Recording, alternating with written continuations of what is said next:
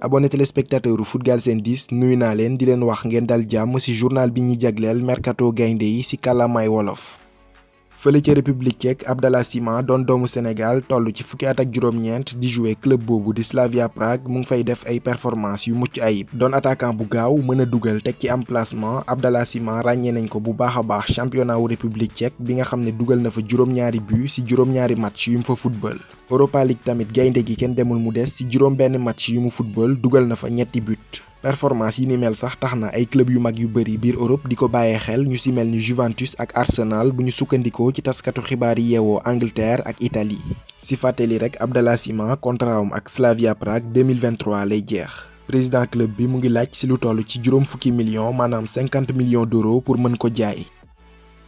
Boulaye Dia doon beneen sénégalais boo xam ne ràññee nañ ko bu baax a baax jamono ji clubam Stade de Reims bu deful ndànk rek dina ko ñàkk ndax ñi ko soxla ñoo bëri.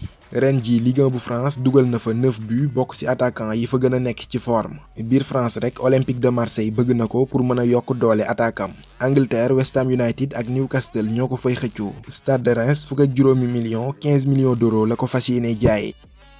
ñi desandi ba léegi France foofu Mbaye Niang bu Stade Rennais Bordeaux daf ko bëgg a jënd bu ñu sukkandikoo ci média français boobu di 20 minutes. ba léegi bu ñu sukkandikoo ci seen xibaar njiitu Bordeaux yi sax jokkoo nañ ak waa Stade Rennais ngir xam ci yan anam lañ ko mën a jaayee. wante Mbaye Niang xamle na ne saison 2020-2021 Stade Rennais la ko bëgg a jeexalee. si noonu lañ dar keppee journal bi ñuy jagleel mercato gaynde yi di leen jox dig daje ci ay fan yu néew pour yeneen i vidéo bu leen fàtte di abonné wu ak activer cloche notification bi pour que vidéo bu génn ngeen mën ko seetaan.